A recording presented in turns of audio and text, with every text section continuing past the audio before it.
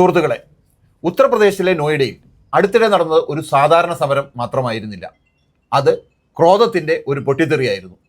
വാഹനങ്ങൾ കത്തിച്ചു, പൊതുസമ്പത്ത് നശിപ്പിച്ചു, പോലീസ് ഇറങ്ങി. അവസാനം എന്തായി? തൊഴിലാളികളുടെ വേതനം ഏകദേശം 21% വർദ്ധിപ്പിച്ചു. ഇപ്പോൾ ഒരു ചോദ്യമുയരും, ഈ വേതന വർധന സമരത്തിന് മുമ്പ് കൊടുക്കാമായിരുന്നില്ലേ?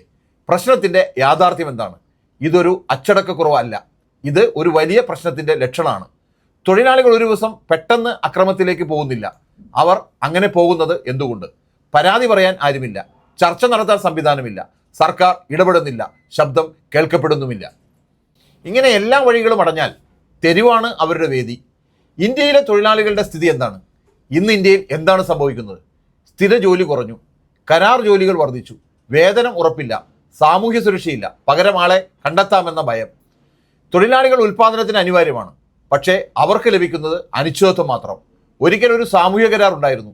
തൊഴിലാളികൾ പരിശ്രമം നൽകി, ഉടമകൾ സ്ഥിരതയും ന്യായമായ വേതനം നൽകി, സർക്കാർ ഇടനിലക്കാരായി നിന്ന ഈ കരാർ ഇന്ന് തകർന്നിരിക്കുകയാണ്. ഇപ്പോൾ എന്താണ് ബാക്കി?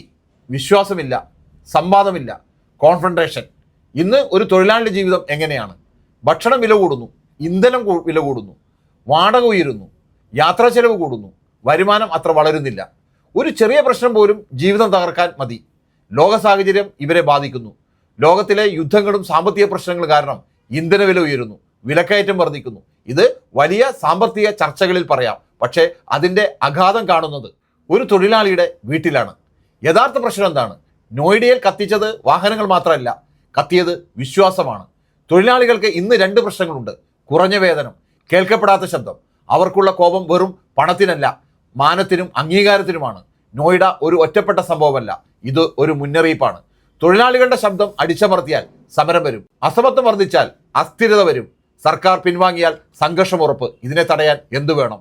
തൊഴിലാളികൾക്ക് ശക്തമായ പ്രതിനിധാനം, വിശ്വസനീയമായ പരാതി പരിഹാര സംവിധാനം, സർക്കാർ ഇടപെടൽ, യഥാർത്ഥ സംവാദം. അവസാനം പറയാനുള്ളത്, സമരം പ്രശ്നത്തിൻ്റെ തുടക്കമല്ല, അത് അവസാന വഴിയാണ്. നമ്മൾ പ്രശ്നം കാണേണ്ടത് കത്തുന്ന വാഹനങ്ങളിലല്ല, കേൾക്കപ്പെടാതെ പോകുന്ന ശബ്ദങ്ങളിലാണ്.